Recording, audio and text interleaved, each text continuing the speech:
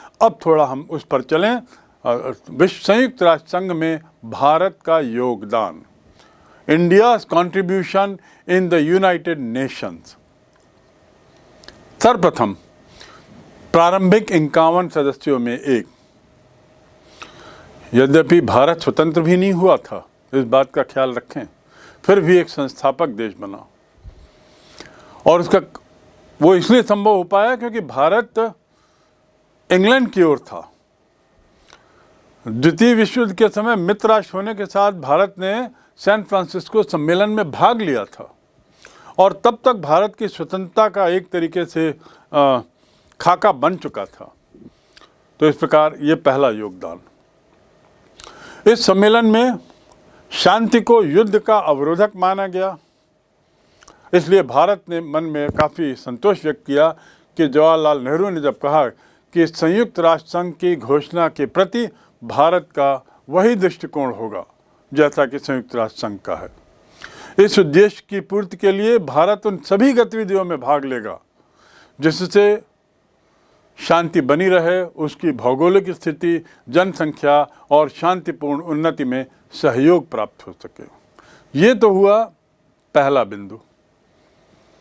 दूसरा बिंदु, पहला तो यह है कि हम संस्थापक सदस्यों में हैं, और दूसरा बिंदु ये हुआ कि भारत के अपने संविधान में इसका अटूट विश्वास। यदि हम और विस्तार से इसकी बात करें तो तीसरा बिंदु आता है स्थापना और चार्टर निर्माण में सैन फ्रांसिस्को सम्मेलन में भाग लेते हुए, हस्ताक्षर करते हुए, इसका सदस्य बनते हुए ए रामास्वामी मुदालियार जो भारत के प्रतिनिधि थे। कौन? ए रामास्वामी मुदालियार जो भारत के प्रतिनिधि थे। उन्होंने इस बात पर बल दिया कि युद्ध रोकने के लिए सामाजिक और आर्थिक न्याय को सर्वाधिक महत्व दिया जाए। मुदालियार जी का कहने का तात्पर्य यह था कि युद्ध मन में आता है और इसलिए मन में युद्ध न पनपे, इसके लिए वातावरण तैयार किया जाए। अर्थात यदि मैं एक प्रसिद्ध उक्ति कहूँ तो उस उक्ति में ये कहा गया है कि war is built in the minds of men, war is built in the minds of men, so it is in the minds of men that seeds of peace be sown. लड़ाई जो है वो दिमाग में पैदा होती है, इसीलिए हमें दिमाग में शांति के बीज बोने चाहिए। और दिमाग में शांति के बीज बोने से तात्पर्य ये है कि हमें ऐसा कुछ करना चाहिए जिससे कि मानव दिमाग, मानव मन शांति प्रिय रहे। और वो कब होगा? जब हम आर्थिक न्याय, सामाजिक न्याय की दिशा में कार्य करें। ये एक बहुत अहम बात रामास्वामी मुदालियार ने कही। War is built in the minds of main and so it is the minds of men where seeds of peace be sowed, SOWED। ये तो हुआ पहली बात। तीसरी बात, उसके बाद अगला बिंदु, इन्हीं की सिफारिश पर मानव अधिकार और मौलिक स्वतंत्रता को भी चार्टर में जोड़ा गया। मानव अधिकार और मौलिक स्वतंत्रता, क्योंकि उनका कहना था कि ये भेदभाव पैदा करते हैं, यदि ये नहीं जोड़ा जाएगा तो भेदभाव होगा। और इस प्रकार उनके दबाव में या उनके इनिशिएटिव का परिणाम था कि जो सैन फ्रांसिस्को चार्टर है उसमें मानव अधिकार की बात की गई है, मौलिक स्वतंत्रता की बात की गई। अगला बिंदु, भारत ने संयुक्त राष्ट्र संघ में एक बहुत अहम योगदान दिया है, जो चौथा बिंदु है संघ की सदस्यता बढ़ाने में। संघ तभी वैश्विक माना जाएगा जब विश्व के अधिकतर देश उसके सदस्य बने। ऐसा वैश्विक संगठन कैसा जिससे बहुत से देश जिससे बाहर रहें और बाहर रहते हुए वे संयुक्त राष्ट्र संघ के उद्देश्यों के खिलाफ कार्य करें या संयुक्त राष्ट्र संघ के आदेशों की अवहेलना करें। इसलिए भारत की हमेशा नीति रही कि संयुक्त राष्ट्र संघ के उद्देश्यों में आस्था रखने वाले सभी देशों को सदस्य बनना चाहिए, बल्कि विश्व के सभी राष्ट्रों को संघ का सदस्य बनना चाहिए। उसने इस बात की जिद की कि मात्र इसके उद्देश्य पर आस्था रखने वाले नहीं, बल्कि सभी राष्ट्र इसके सदस्य बने, तभी जाकर सभी राष्ट्रों, क्योंकि शांति जो है वह तभी इस बात पर निर्भर करती है कि सभी पक्ष शांति के पक्ष में रहें। इसलिए भारत का ये जोर देना कि सभी राष्ट्र इसके सदस्य बने, ये विश्व शांति में भारत का संयुक्त राष्ट्र संघ में शांति के प्रयासों में एक बहुत अहम योगदान है। जब दुनिया दो खेमे में बटी थी शीत युद्ध के काल में, तो एक बड़ा अजीब अंतर्राष्ट्रीय खेल चलता था इन दोनों के बीच में, और एक दूसरे को कमज़ोर बनाए रखने के लिए वे एक दूसरे देश के मित्रों की सदस्यता का विरोध करते थे। यानी यदि सोवियत संघ का कोई मित्र राष्ट्र संयुक्त राष्ट्र संघ का सदस्य बनना चाहता है तो अमेरिका उसका विरोध करेगा, क्योंकि ऐसा करते हुए वो सुनिश्चित करता था कि सोवियत संघ के खेमे के सदस्यों की संख्या संयुक्त राष्ट्र संघ में कम हो रही। एक और हंगरी, रोमानिया, बुल्गारिया, मंगोलिया, चीन, बांग्लादेश, इनकी सदस्यता का विरोध अमेरिका ने किया, तो श्रीलंका, फिनलैंड, आयरलैंड, इटली, इसकी सदस्यता का विरोध सोवियत संघ ने किया, क्योंकि ये चार देश अमेरिकी खेमे के थे और पोलैंड आदि जो थे वो सोवियत संघ के खेमे के थे। लेकिन भारत ने इन दोनों शक्ति गुटों के झगड़ों से ऊपर उठकर इस नीति की कटु आलोचना की और बारंबार महासभा के प्लेटफॉर्म में और अपने तय उसने ये आवाज़ उठाई कि सभी देशों का, विश्व के सभी देशों का इसका सदस्य होना आवश्यक कर दिया जाना चाहिए, तभी विश्व शांति संभव है। वो शक्ति गुटों की इस सदस्यता की लड़ाई के सतत रूप से विरुद्ध में रहा और सभी राष्ट्र को संघ का सदस्य बनाने का समर्थक रहा। यद्यपि चीन ने भारत पर आक्रमण किया था, लेकिन फिर भी भारत ने चीन की सदस्यता का समर्थन किया, प्रबल समर्थन किया, सदैव समर्थन किया और यहाँ तक कि सुरक्षा परिषद में उसके स्थायी सदस्य बनने का भी समर्थन किया। इसी के परिणाम स्वरूप, भारत के ही दबाव के परिणाम स्वरूप चीन जो है वह संयुक्त राष्ट्र संघ का सदस्य बना। अगला बिंदु जो है वह भारत का विभिन्न अंगों में सहयोग, संचालन में सहयोग। मैं जो बात कर रहा हूँ संयुक्त राष्ट्र संघ में भारत ने कैसे योगदान किया शांति में, उसके तहत अगला बिंदु है शांति में योगदान इनडायरेक्ट तरीके से भी, परोक्ष रूप से भी होता है। और वो परोक्ष रूप से योगदान की यदि जिक्र करें तो जो यूएनओ के विभिन्न अंग हैं उसका संचालन में उसने बहुत योगदान किया।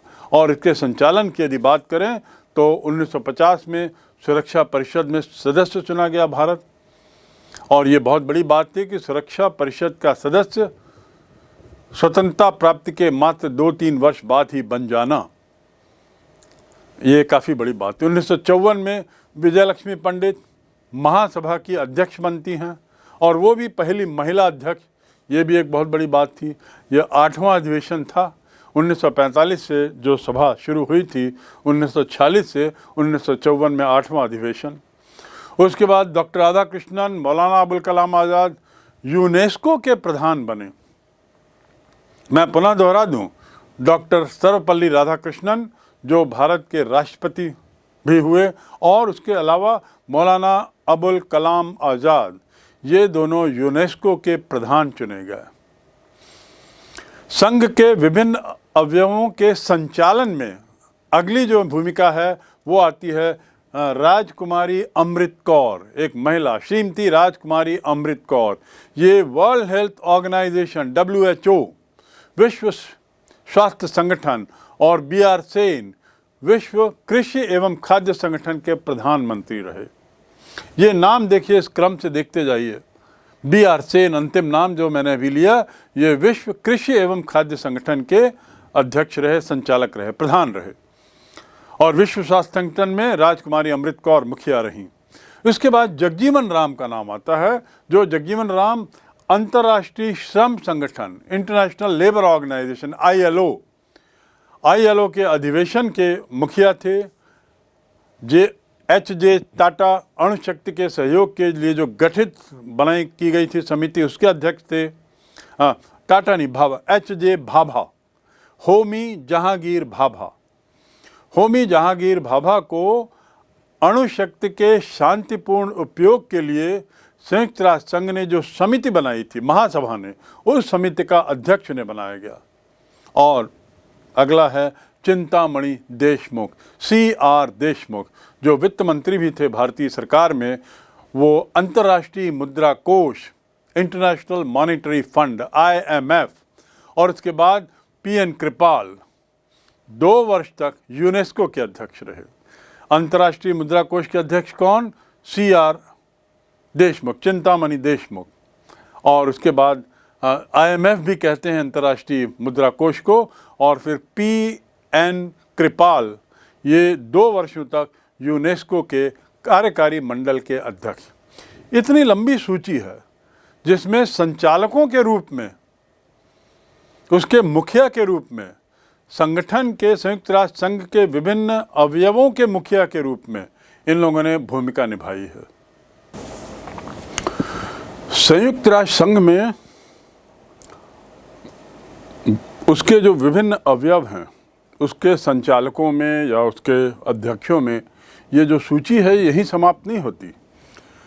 इसके बाद और भी कई ऐसे मौके आए जब भारत के अधिकारियों ने वहाँ ऊंचे पदों पर अपना प्रतिनिधित्व दिया, ऊंचे पदों को सुशोभित किया। उस श्रृंखला में डॉक्टर के कृष्ण राव, जो 1968 में महासभा की वैधानिक समिति के अध्यक्ष निर्वाचित हुए थे। मेजर जनरल रिक्की महासचिव के सैनिक सलाहकार बने। मेजर जनरल रिक्की, सैनिक सलाहकार महासचिव के, जो विश्व में विभिन्न सैन्य गतिविधियों में जिसमें संयुक्त राष्ट्र संघ इन्वॉल्व है, उससे जुड़ा हुआ है, उसमें सलाह देने का कार्य करते थे। भारत के प्रसिद्ध जनरल थिमैया, ये शांति सेना में साइप्रस में पदस्थ थे और उसका नेतृत्व कर रहे थे। साइप्रस देखिए कितना छोटा सा देश, पर किसी काल में, किसी समय, एक समय ऐसा था जब साइप्रस जब तब विश्व को चिंता दे देता था। वहाँ जो अंदरूनी मामले थे और उस पर जो अंतर्राष्ट्रीय राजनीति चल रही थी उसको लेकर इस साइप्रस में शांति सेना भेजी गई। उसका नेतृत्व जनरल थिमैया कर रहे थे। दुर्भाग्य से उनकी वहीं मौत हुई, वे शहीद हुए।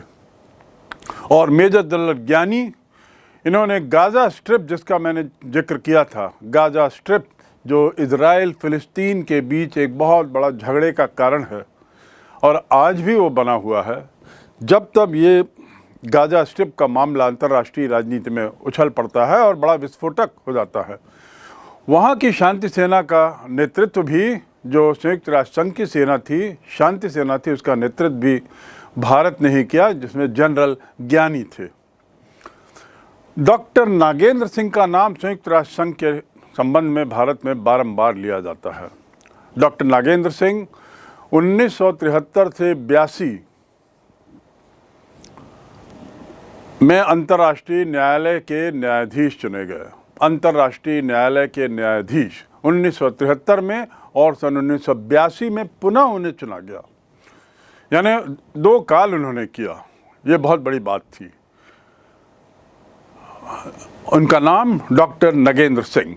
सन 80 में जनरल प्रेमचंद, भारत के जो मुखिया थे, उनका नामांकन हुआ नामीबिया में शांति सेना के लिए तो नहीं, लेकिन चुनाव पर्यवेक्षक के रूप में।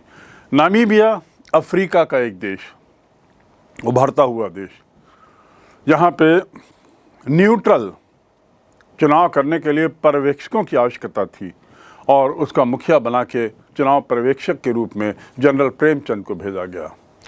इसी तरह सन 85 में उन्हें अंतर्राष्ट्रीय न्यायालय का मुख्य न्यायाधीश भी चुना गया और इसके अतिरिक्त 50 से लेकर अभी तक 80, 90, 2000 तक के काल में भारत के बहुत से लोग संयुक्त राष्ट्र संघ के विभिन्न अधिकरणों और आयोगों में सदस्य चुने गए। ये तो भारत का प्रतिनिधित्व आधिकारिक स्तर पर सर्वोच्च पदों पर इसकी सूची थी। अब अगला बिंदु है संघ के शांति और सुरक्षा संबंधी राजनीतिक कार्यों में भारत का क्या योगदान रहा। संघ के शांति और सुरक्षा संबंधी मामलों में, राजनीतिक मामलों में, इसमें इसकी सूची भी बड़ी लंबी है, लेकिन कुछ ऐसे मुद्दे हैं जिसका मैंने पूर्व में जिक्र किया है। यहाँ पुनः उन्हीं मुद्दों को थोड़ा और विस्तार से बताया जाएगा, जिसमें भारत ने बहुत महत्वपूर्ण भूमिका निभाते हुए बहुत महत्वपूर्ण योगदान दिया है। संयुक्त राष्ट्र संघ के द्वारा सुलझाई गई समस्याओं में ऐसी समस्याएं जिसमें भारत की अहम भूमिका रही, उसमें पहली समस्या है कोरिया समस्या। जैसा मैंने पूर्व में बताया था, कोरिया, उत्तरी कोरिया और दक्षिणी कोरिया दो भागों में एक तरीके से बट गया था। शीत युद्ध के काल में जो दो ध्रुव बने थे, दो खेमे बने थे, उन दो खेमों के बीच में ये कोरिया का विभाजन एक तरीके से हो गया था। और एक समय ऐसा आया जब उत्तरी कोरिया ने 1950 में, उत्तरी कोरिया वो कोरिया है जो सोवियत संघ के खेमे का हिस्सा था, और सोवियत संघ की विचारधारा हमेशा थी कि अपनी कम्युनिस्ट विचारधारा को दुनिया में फैलाओ, येन केन प्रकारेण। उसी फैलाव की इच्छा के तहत उसने उत्तरी कोरिया को प्रेरित किया दक्षिणी कोरिया पे हमला करने के लिए, जहां पे अमेरिका का एक तरीके से दबदबा था। लेकिन उत्तरी कोरिया, रूस, ये दक्षिणी कोरिया में हमला तो किया, लेकिन ऐसी स्थिति में संयुक्त राष्ट्र संघ ने एक 6 राष्ट्रों की कंबाइंड फौज बनाई, 6 राष्ट्रों की संयुक्त फौज बनाई, जिसमें भारतीय सैनिक भी थे। इस प्रकार इस युद्ध को समाप्त कराने और दोनों देशों के युद्ध बंदियों की अदला बदली या आदान प्रदान, युद्ध को समाप्त करना और दोनों देशों के बंदियों का आदान प्रदान, इसमें भारत ने बहुत महत्वपूर्ण भूमिका निभाई। भारत को इसीलिए यहाँ के तटस्थ राष्ट्र आयोग, न्यूट्रल राष्ट्र के रूप में देखा गया, उसकी भूमिका को बहुत सराहा गया और इस कारण उसे उसके आयोग का अध्यक्ष बनाया गया। अगली महत्वपूर्ण समस्या स्वेज नहर की थी, इसका जिक्र भी पूर्व में हुआ है। 26 जुलाई 1956 में स्वेज नहर का राष्ट्रीयकरण होता है। मिस्र की सरकार स्वेज नहर का राष्ट्रीयकरण करके, नेशनलाइजेशन करके उसे अपने हिस्से में शामिल कर लेती है, अपना अधिकार बना लेती है, अपना अधिकार स्थापित कर लेती है। और इसके परिणाम स्वरूप क्या हुआ कि जो इस स्वेज नहर के राष्ट्रीयकरण से जो देश सबसे ज़्यादा प्रभावित हुए, क्योंकि ये स्वेज नहर मैंने बताया बड़ा व्यापारिक दृष्टि से बहुत ही महत्वपूर्ण था, तो जो राष्ट्र सबसे ज़्यादा प्रभावित हुए वो थे सामान्यतया फ्रांस, ब्रिटेन और उसके अलावा इजराइल। इन्होंने संयुक्त हमला बोला मिस्र पर। भारत ने इसकी कड़ी आलोचना की तथा संयुक्त राष्ट्र महासभा में इसके संबंध में प्रस्ताव भी रखा। इस प्रस्ताव के तहत भारत ने इन तीनों आक्रमणकारी देशों को युद्ध बंद करने के लिए कहा। देखिए, ब्रिटेन, फ्रांस और इजराइल, ये लोग स्वेज नहर के इस राष्ट्रीयकरण से बड़े इन पर इसका एक तरीके से दुष्प्रभाव पड़ा था। इनका व्यापार का जो व्यापार का पूरा जरिया था, उस पर इस पर काफ़ी चोट पड़ी थी। परिणाम, इन्होंने हमला किया। भारत ने इसका कड़ा विरोध किया, इसकी कड़ी निंदा की। यद्यपि ब्रिटेन और फ्रांस जैसे देश इसमें के खिलाफ विरोध करना, और वो भी जो अमेरिका खेमे के देश थे, उनके खिलाफ आवाज़ उठाना, बुलंद करना, ये भारत की स्वतंत्र विदेश नीति का परिचायक है। कोरिया में उसने जहाँ पे सोवियत संघ के हमले का विरोध किया, कोरिया में जहाँ पर उसने सोवियत संघ के द्वारा प्रेरित हमले का विरोध किया, वहाँ जहाँ पर उसने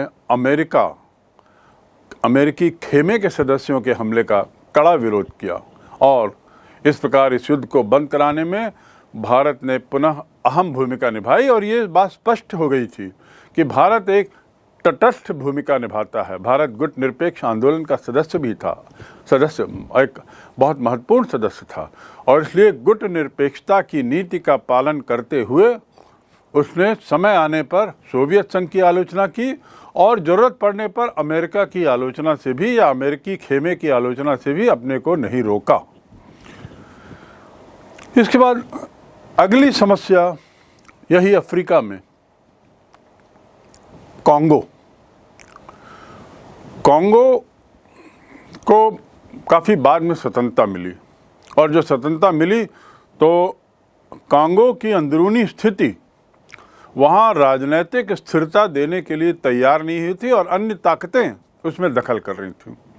परिणाम क्या हुआ कि अस्थिरता बहुत ज़्यादा उत्पन्न हो गई, और संपूर्ण राष्ट्र जो है वो एक तरीके से 4 भागों में विभाजित हो गया, राजनीतिक रूप से विभाजित हो गया। तो ये कॉन्गो का विभागीकरण केवल इसलिए क्योंकि वहाँ की राजनीतिक अस्थिरता थी, इसका लाभ उठाते हुए बेल्जियम ने कॉन्गो के मामले में हस्तक्षेप करने का सोचा। बेल्जियम ने प्रयास किया कि कॉन्गो को वह पुनः अपने कब्जे में लाए, लेकिन वहाँ की लुमुम्बा सरकार ने बेल्जियम के विरुद्ध संयुक्त राष्ट्र संघ में शिकायत की और सैनिक सहायता का अनुरोध किया। बेल्जियम कॉन्गो, उसमें वहाँ के राष्ट्रपति के द्वारा संयुक्त राष्ट्र संघ में अपनी बात रखना, अनुरोध रखना और सैनिक सहायता मांगना। संयुक्त राष्ट्र संघ के आदेश पर भारत ने अपनी एक टुकड़ी वहाँ भेजी, जो वहाँ भेजी गई टुकड़ियों में सबसे बड़ी बटालियन थी। अन्य देश की फौज के हिस्से भी वहाँ गए थे, लेकिन भारत की जो टुकड़ी थी संयुक्त राष्ट्र संघ की सेना के मातहत जो भेजी गई थी, उसमें वो सबसे बड़ी बटालियन थी। इस तरह भारत ने संयुक्त राष्ट्र संघ का सहयोग करके एक बड़े युद्ध के खतरे को टालने में महत्वपूर्ण भूमिका निभाई। ये कॉन्गो का मामला, कोरिया, उसके बाद सुएज कनाल, उसके बाद कॉन्गो। अब अगली समस्या है हंगरी की। हंगरी वैसे तो सोवियत खेमे का देश था। अक्टूबर 1956 में प्रतिक्रियावादी तत्वों ने अमेरिका की सहायता से हंगरी में विद्रोह कर दिया। जैसा मैंने बताया, आप हंगरी को देखेंगे, ये एक तरीके से पश्चिमी यूरोप का हिस्सा न मानते हुए इसे पूर्वी यूरोप का हिस्सा मानते हैं, जो सोवियत संघ की सीमा से निकट है। और इसलिए सोवियत संघ की सीमा से जो निकटस्थ राष्ट्र थे, उसको सोवियत संघ ने एक तरीके से ढाल की तरह उपयोग करना चाहा, और वहाँ सैटेलाइट स्टेट बना दिए। सैटेलाइट स्टेट का अर्थ होता है अपने नियंत्रण में वहाँ पर सरकारें बनाई। खुद ने डायरेक्ट वहाँ पर अपना नियंत्रण नहीं लिया, लेकिन वहाँ की सरकारों को चलाने में, अंदरूनी मामलों में उसने काफ़ी दखल दिया। इस प्रभाव के कारण अमेरिका खिन्न हुआ, और उसके बाद यहाँ पर हंगरी समस्या में जब विद्रोह दबाने के लिए रूस से सैनिक सहायता का अनुरोध किया गया, तो उसकी प्रतिक्रिया हुई। अर्थात 1956 में प्रतिक्रियावादी तत्वों ने अमेरिका की सहायता से हंगरी में विद्रोह कर दिया, तो हंगरी की सरकार ने विद्रोह को दबाने के लिए रूस से सहायता मांगी। स्वाभाविक था। हंगरी की इस अनुरोध को रूस की सरकार ने स्वीकार किया, जो कि एक तरीके से हंगरी तो रूस के लिए ढाल था, और उसने अपनी सेना भेजकर इस विद्रोह को कुचल दिया। अमेरिका, ब्रिटेन, फ्रांस, जो दूसरे खेमे के थे, और अमेरिका तो दूसरे खेमे का नेतृत्व कर रहा था, उसकी मांग पर संयुक्त राष्ट्र संघ में इस पर विचार हुआ, इस समस्या पर विचार हुआ, तो भारत ने पश्चिमी राष्ट्रों के प्रस्ताव का समर्थन किया। यानी अमेरिका, ब्रिटेन और फ्रांस का जो प्रस्ताव था कि हंगरी में सोवियत संघ दखल दे रहा है, भारत ने अपने सोवियत संघ के संबंधों की चिंता किए बिना स्वतंत्र मामला अपने सार्वभौमिक उसके आधार पर उसने प्रस्ताव का समर्थन किया और हंगरी के विद्रोह को एक राष्ट्रीय क्रांति मानते हुए हंगरी में रूस के हस्तक्षेप को अनुचित किया और अनुचित बताया और आलोचना की। हंगरी के विद्रोह को भारत ने क्या बताया? एक तरीके से उसका अंदरूनी मामला, एक तरह का अपना राष्ट्रीय विद्रोह, राष्ट्रीय क्रांति, और इसमें रूस के द्वारा किसी तरह का दखल देना नाजायज माना गया भारत की नज़र में। और साथ ही भारत की सरकार ने रूस के द्वारा वहाँ विरोधियों के साथ, बंदियों के साथ किए जा रहे अत्याचार का कड़ा विरोध किया और रूस के विरुद्ध रखे गए निंदा प्रस्ताव का भारत ने विरोध तो किया और सेना को हंगरी से हटाए जाने को भी उसने उचित नहीं माना, क्योंकि भारत का उद्देश्य था हंगरी में शांति स्थापित करना।